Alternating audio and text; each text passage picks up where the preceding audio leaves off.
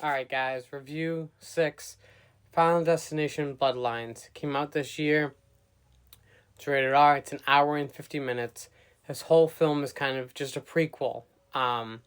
Technically, this goes before even the first one. It gives you a giant backstory on why Bloodworth is in every single one of them, strangely besides the third one. Kind of gives you a giant backstory as to why everything really happens. So let's dive into the cast a little bit. We have Caitlin Santawana, who plays Stephanie Reyes. We have Tio Brioris, who plays Charlie Reyes. We have Raya Kilshnit, who plays Darlene Campbell. We have Richard Harmon, who plays Eric. We have Owen Patrick Joyner, who plays Bobby. We have Anna Love, who plays Julia. We have Alex Zahara, who plays Uncle Howard. We have Breck Bassinger, who plays Iris in the 1960s. We have Gabriella Rose, who plays Iris in the present time. We have Max Lloyd James, who plays Paul Campbell. Paul Campbell. And we have the infamous Tony Todd, who plays William John Bloodworth. What can I say? This film was absolutely outstanding. So the whole premise of the Final Destination franchise, like I've stated before, number 1 was an airplane. Number 2 was a log truck. Number 3 was a roller coaster. Number 4 was NASCAR. Number 5 was a bridge. Well, number 6 is something that's very similar to the Space Needle over in Seattle. So,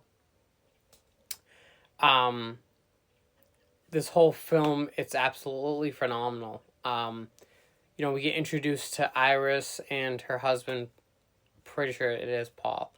They're in the 50s, it seems like. This place, right off the bat, Iris is very keen on understanding everything and being skeptical about everything.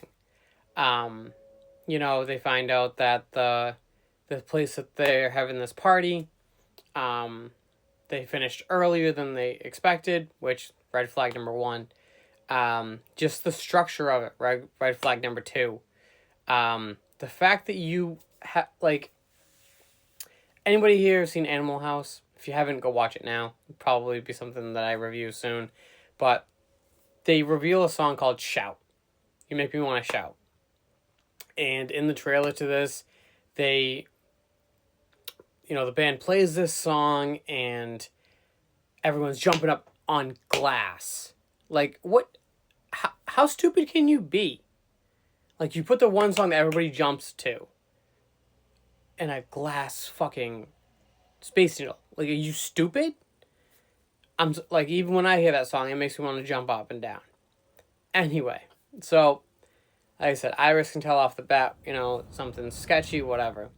So, just like the previous ones, she goes through the death of everything, and she ends up saving a shit ton of people. And then we fast forward to the present time, and it's her granddaughter Stephanie who's having this dream. And in her life, she's never met her grandmother because her grandmother's psychotic. She's losing her mind in the eyes of everybody because the minute that her husband Paul died, she was trying to make sure that her kids were safe. This film is very fun. It is very interesting. It's very much worth the watch.